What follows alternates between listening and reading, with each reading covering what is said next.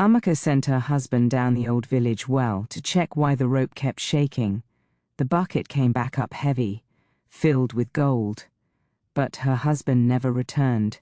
Confused and afraid, she and her sister didn't know what to think until they found a small note inside the bucket. "If you want more gold, bring more food." At first they thought it was a joke, so they tied their only fowl to the rope and lowered it in. Minutes later, the bucket returned with even more gold and another note, more food. Fear slowly turned into desire. Their father-in-law, who had always mistreated them, became the next offering. They both dragged in to the well, and it worked. More gold came. Soon the sisters' small hut was filled with bags of gold, but greed has no boundary. They told the village chairman they needed a fresh body for a ritual. At first he refused, until Amaka pushed a heavy bag of gold into his hands. His fear melted instantly.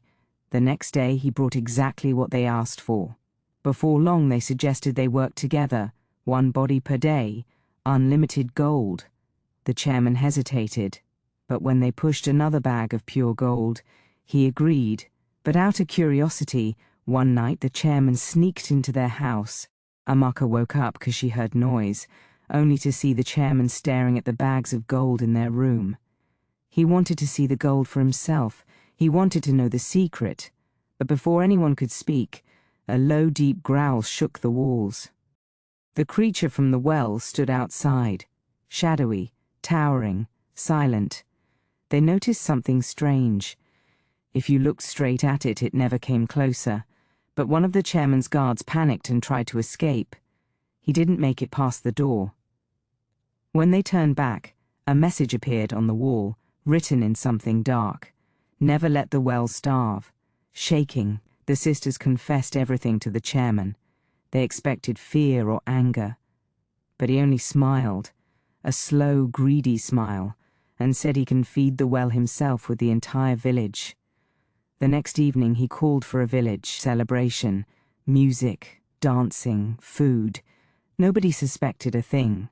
When the crowd was happiest, he secretly cut the lights. Panic swept the air, and in the darkness with frightening calm the chairman created the perfect feast for the well. By dawn the village square was silent, where hundreds once danced, only gold remained.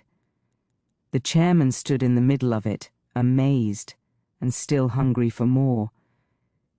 He claimed he heard a whisper from inside, the well calling him. Then he faced the 2 sisters, and he told one sister to lean closer, to listen to the voice inside. Before she could react, he pushed her in. The second sister screamed and fought back, clawing, kicking, but his greed was stronger. She went into the well too. The echo of their cries faded. The well rumbled. The chairman stepped back, smiling. The chairman watched the well tremble as the sisters' last echoes faded. His smile widened. In his mind, the well now belonged to him. Then the floor under him vibrated. Light at first, then stronger, then violently, as if something was rising. He froze. It was the monster from the well. A deep, heavy growl rolled out of its chest.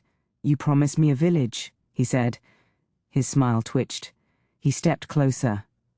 Another whisper followed. "But you gave me too little." His confidence cracked. He tried to speak, but no words came. Then the gold bags around him began to shake. Soft clinks, sharp enough to feel like a warning. The well rumbled. Gold spilled out, one coin rolling toward him, then another, forming a trail at his feet. A mark. He stepped back, but the gold changed. Every coin and necklace melted into liquid oily shadow that slid straight toward him. He turned to run. The darkness reached him first. It wrapped around his legs, dragging him, reminding him exactly who owned him. A whisper rose again. "Never let the well starve. And you fed me lies." The shadows tightened and began pulling him back, slow and steady, step by step, toward the well. He clawed at the ground, begged, called the creature master, called himself servant, even son. Nothing replied, only the pull. His heels touched the edge of the well. A final whisper came, almost soft. You fed me the village. Now feed me yourself." The shadow gave a gentle push, and he vanished into the dark silence. A moment later the well calmed. Then a single bag of gold rose quietly to the surface, a final warning for whoever found it next.